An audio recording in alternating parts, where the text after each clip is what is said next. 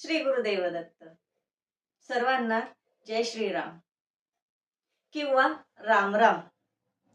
आता हे सर्व म्हणण्यामागचं म्हणजे आपल्या पुरातन काळापासून म्हणजे पूर्वजांपासून प्रत्येक जण एकमेकाला भेटल्यानंतर जय श्रीराम किंवा राम राम. राम राम तर भरपूर ठिकाणी बोलल्या जातं. त्याशिवाय कोणी शिवशरणात म्हणतं. तर अशा प्रकारे आपण एकमेकाची गाठभेट घेत होतो. समोरासमोर आल्यानंतर आपण ह्या गोष्टी बोलत होतो आणि त्यानंतर आपल्या पुढच्या जे काही आपलं संभाषण असेल त्याच्यात नंतर केलं जायचं. पण आता आपण काय झालेलं आहे की good morning, good night, good afternoon एवढ्या गोष्टींमध्ये अडकलेलं आहे. पण मुळात तुम्हाला एक गोष्ट सांगू इच्छिते मी, आपल्या पूर्वजांनी जी रीत लावलेली आहे ती खरंच खूप चांगली आणि योग्य आहे.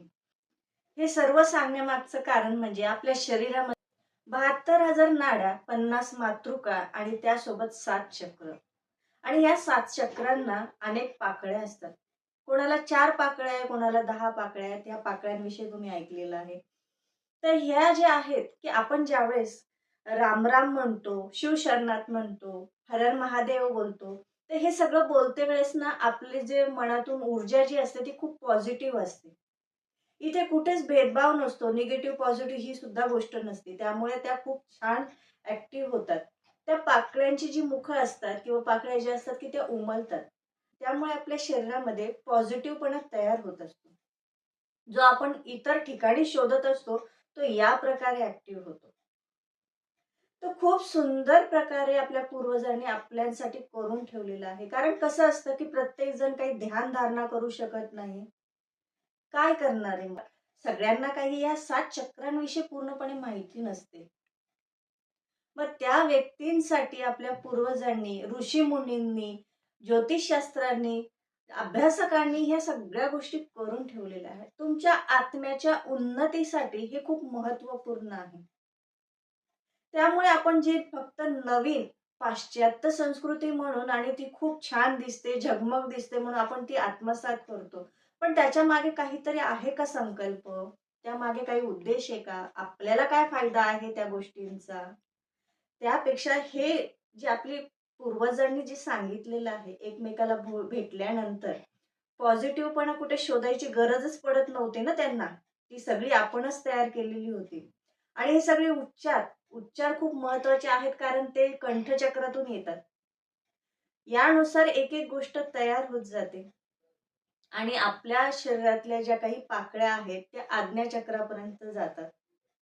आज्ञाचक्रात सर्व काही स्थित असतं.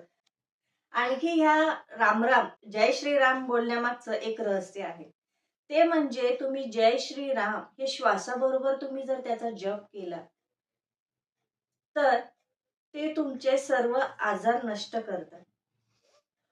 खूप काही यामध्ये रहस्य आहे की तुम्हाला औषधाची गरज पडणार नाही. योग्य रीतीने तुम्ही हे उच्चार केले तर ओम नमः शिवाय बोलण्यात सुद्धा तुमचं औषधी गुण करतो तो. तर अशा प्रकारे आपल्या प्रत्येक पूर्वजांनी केलेल्या गोष्टींमध्ये एक रहस्यमय आहे.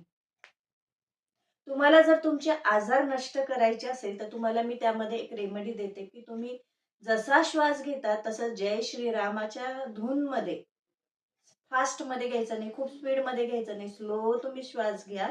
जय श्रीराम म्हणत श्वास सोडा. आता जय श्रीरामचा उच्चार न करता तुम्ही मनातल्या मनात ह्या गोष्टी करा आणि श्वास घेणं आणि सोडणं. तुम्ही जर दिवसातून रोज 3 वेळेस 10-10 मिनिटं करा, 5-5 मिनिटं करा, बघा तुमचे आजार पूर्णपणे नष्ट होतील. व्हिडिओ कसा वाटला तो नक्कीच आम्हाला कमेंट बॉक्सवर सांगा. त्यासोबतच चॅनल लाईक, शेअर आणि सबस्क्राईब करायला अजिबात विसरू नका. धन्यवाद.